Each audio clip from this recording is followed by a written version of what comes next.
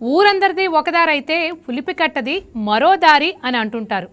అచ్చం అలాగే ఉంది రాజధాని విషయంలో వైసీపీ అధినేత జగన్ తీరు. 2019 ఎన్నికలకు ముందు అమరావతికే మద్దతన్నారు. అధికారం దక్కగానే ప్లేటు ఫిరాయించేసి 3 రాజధానుల పాట పాడారు.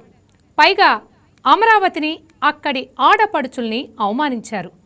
3 ముక్కలాటకు న్యాయస్థానాల్లో ఎదురుదెబ్బ తగిలినా విశాఖకు వెళ్లడానికి శత విధాలా ప్రయత్నించారు. 2004 ఎన్నికల్లో ఎదురుదెబ్బ తగలగానే మళ్లీ మాట మార్చారు. మావిగన్ అంటూ కొత్త స్లోగన్ అందుకున్నారు.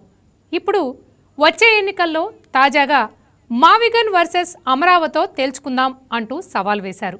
ఇదంతా చూస్తే పిచ్చి ముదిరింది అంటే రోకలి తలకి చుట్టండి అన్నట్టుగా లేదు. మొత్తంగా రాజధాని అంశాన్ని జగన్ ఓ అల్లాటప్ప ఆట చేసేస్తున్నారు. నిజానికి 3 రాజధానులకి ప్రజలు మద్దతిస్తే కర్నూలు, విశాఖలో వైసీపీ 2024లో విజయడంకా మోగించి ఉండాలి. కానీ అలాంటిదేది జరగలేదు. అందుకే రూటు మార్చారు. మావిగన్ పేరుతో కొత్త పాచిక వేశారు. మాయ చేయడానికి సిద్ధమయ్యారు. అసలు నాయకుడంటే ఒక విధానం అంటూ ఉండాలి. మాట మీద నిలబడాలి. ప్రజల నమ్మకాన్ని చూరగొనాలి.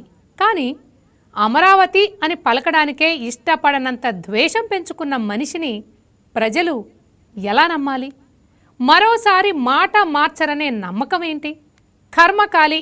నిజంగా 2029లో జగన్ అధికారంలోకి వస్తే మరో కొత్త ప్రతిపాదన తెరపైకి తెరనే భరోసా లేదు కదా.